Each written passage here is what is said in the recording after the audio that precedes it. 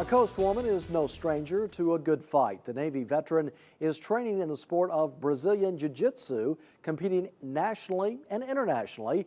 And it's the battles she's fought off the mat that really make her South Mississippi strong.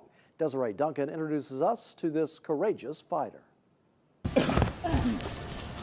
Brazilian Jiu-Jitsu is a tough sport. If it's comfortable, you're not doing it right, all right?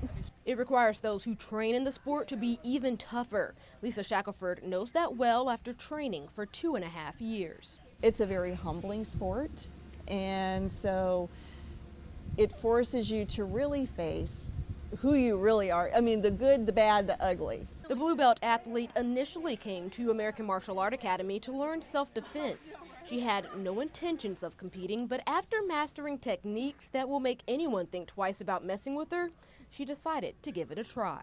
I did the first competition and I thought, oh my gosh, this was so fun. Okay, I'm doing this again. I want to compete again. Most recently, she won a bronze medal in this year's World Master, an international competition for thousands of competitors over the age of 30.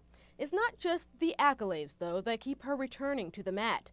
The sport is part of the Navy vet's journey to improve her mental health. The reason I got a medical discharge out of the military was depression and anxiety. I mean, I felt like it said that I was weak.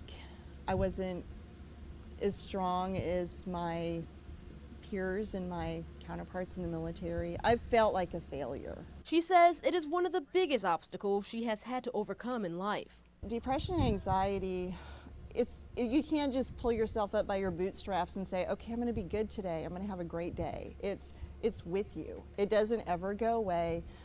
And it can be scary if you're in that dark place. She fought her way out of that dark place through faith. It's the reason why Psalm 144 is stitched into her uniform. It's just a constant reminder to me that God gives me what I need to face and confront my fears with courage, whether here on the mat or in my everyday life.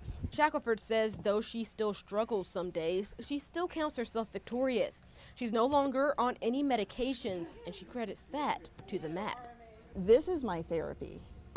This definitely helps me get through those difficulties with the depression and the anxiety, and it helps me refocus my mind. Her story inspires her teammates. Very genuine person. She's one of the most genuine people I've met in a long time. She always has a smile and a kind word for people, so that really shines through whenever you meet her.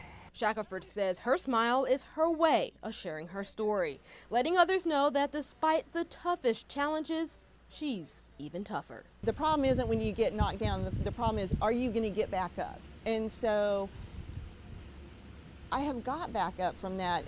I'm not embarrassed by it anymore. I don't feel like I'm a failure because I'm still here. In D'Iberville, Desiree Duncan, WLOX News Now. And Shackelford is now training to compete in her next competition coming up in December.